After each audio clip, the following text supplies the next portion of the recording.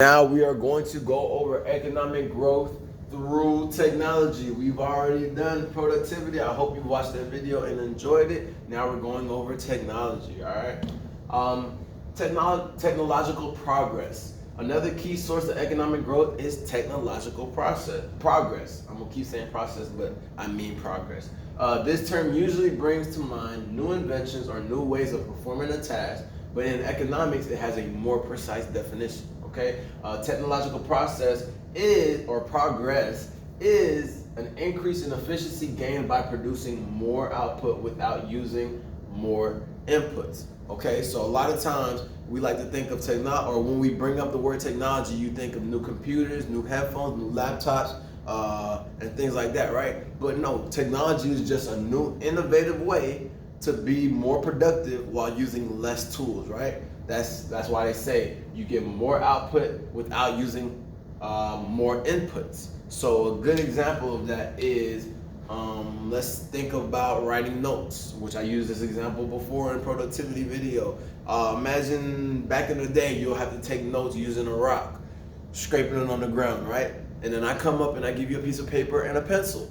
Now you're taking notes much faster, right? But then your pencil breaks and you have to go to a sharpener and sharpen it. So now I give you a mechanical pencil, right? So now you can still take your notes, but when your pencil breaks, instead of you having to get up and go find a sharpener, you could just tap the eraser, right? More lead comes and you continue to write. So now you're gonna be more productive, right? Because you can finish your notes without having to get up and waste your time and go to the sharpener.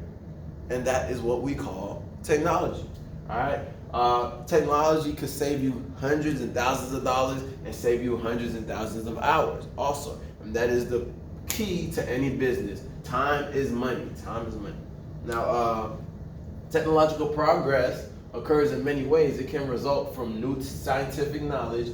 For example, nanotech technology, aka making computer chips smaller, right? That is going to be the new big thing. Every year, your phone, whether it's an iPhone or an Android, they say, hey, this chip, this processing chip is not only smaller, but it's faster and stronger, right? And it also gives them more room to put in a bigger battery. So now you don't have to be attached to a charging cord all day, every day. It can be new invention that allows workers to produce goods more efficiently. So imagine if all of you guys work for me and we're making masks, right? My company makes masks. Then one day they come up with an invention called a mask maker. And it's just a machine that creates masks not only more efficient and more perfect than you guys, but faster. So now I can let you guys go.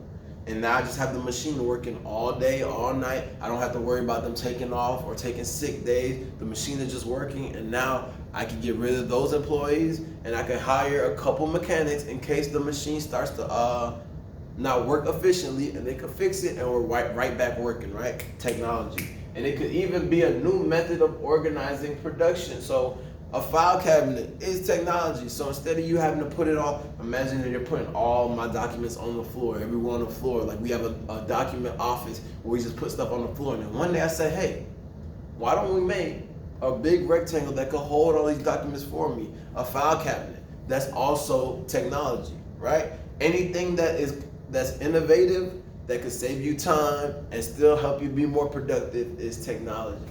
All right, let's keep going. Measuring technological progress. It's gonna happen all day. In most modern economies, the amount of physical and human capital changes all the time. So do the quantity and quality of labor and the technology used to produce goods and services. These interconnected variables work together to produce economic growth. So we already know that capital, labor, physical capital, physical labor, all that stuff goes hand in hand to give us more productive work, right? And technology is going to be another tool that we use to help the already productive be more productive. The Solon method was to determine how much growth in output comes from increase in capital and how much comes from increase in labor. He concluded that any remaining goal or growth in output must be from technological progress.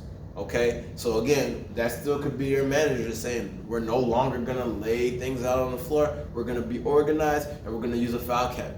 Then the next manager comes to say, forget the file cabinet, forget all those paper cuts, we're gonna use this new program on the computer that will organize it automatically for us, right? That is the solar effect. But again, once your company has everything set in place and everything is working swell, working great, new innovative technology is going to be the next step to bring you guys over the hump, all right? To help you progress more, help you be more productive. That is all technology is about. Between 1929 and 1982, the average amount of annual growth rate per GDP was 2.92%. Using Solar's method, he has estimated that technological progress boosted GDP by 1.02% per year.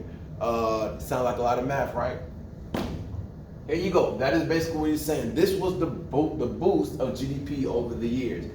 We have 56% through capital, 1.34% through labor, and 1.02% through technological progress. So it's very important, but all three of them are very important. But being more productive is always going to be important, all right? No matter what you're doing in life, be as productive as possible and success will come your way. I promise you that. And if it doesn't, come find me and tell me I'm a liar, but you won't be able to. Now, causes of technological progress. We have scientific research. Scientific research can generate new or improved product or production techniques, improve physical capital, and result in better goods and services.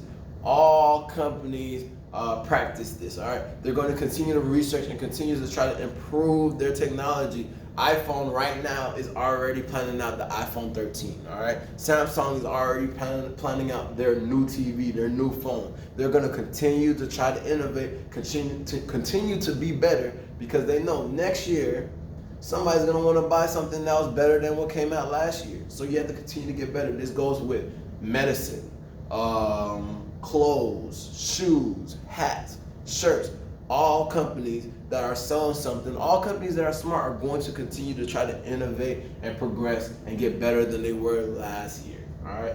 Innovation, when new products and ideas are successfully brought to the market, output goes up, boosting GDP and business profits. Yet innovation often requires costly research. So is it gonna cost money? Yes, it's gonna cost money, but most companies realize that cost is just an investment. If I invest in the research cost to get a computer, now I have a computer, think about how much money that's going to save me, how much time that's gonna save me. And time, again, is money, okay? Scale of market. Larger markets provide more incentives for innovation since the potential profits are greater. So the larger my market, the more money I can have, right? Gives me more incentive, more motivation to say, man, look, we could make even more money if we get more innovative. So let's pump some money into our research team and see what happens. Research and development, R&D. Education and experience. Firms increase their human capital by providing education on the job experience for their employees. So more and more companies are starting to teach their employees themselves, right? They're starting to realize that people are graduating from college with degrees, but they don't know how that specific company works. So some companies rather bring you in and educate you themselves, all right? Give you experience themselves. They say, man, you wasted 4 years of doing this and you don't have an internship. We're gonna give you an internship, show you the ins and outs of our company, and when you graduate, we're gonna bring you in and now you're our new employee, right?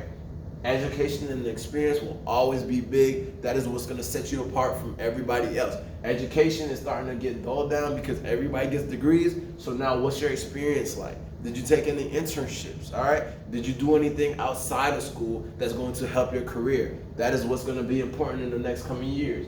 And natural resource use. Increased use of natural resources can create a need for new technology.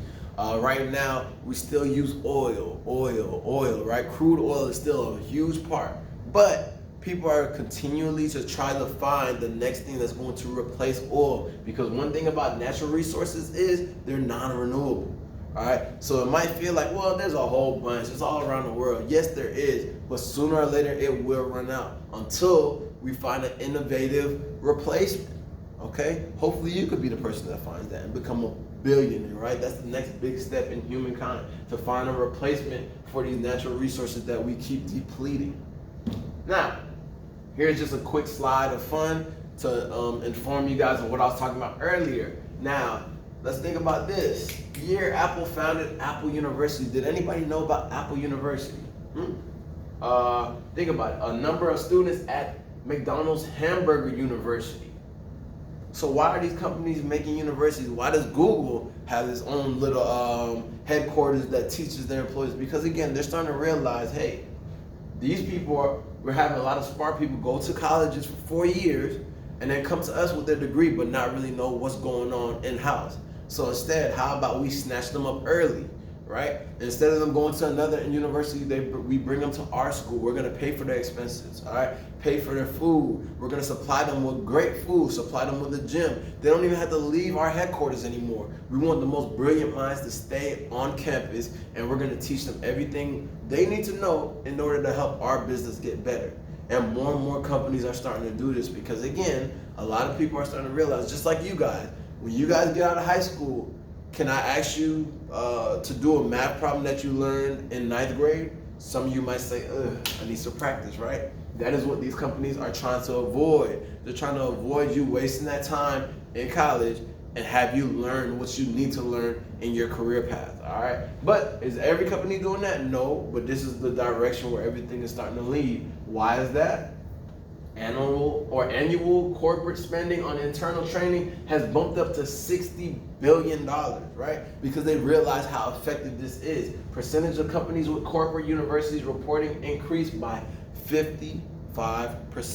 It's a whole lot, right? And last but not least, after-tax profits of U.S. corporations in 1990 went from $225 billion to 1.8 trillion, all right? So this is a real life thing. This is a great opportunity for anybody. If you already know your career path and a company that you're interested in offers something like this, look into it, all right? Because it is very beneficial. Even if you do not continue to go that career path, it is a great thing to have on your resume, all right?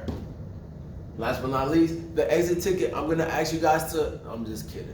You guys are done for today. We have one more economic growth video and then you guys will be done, all right? It's been Coach Watt. See you soon.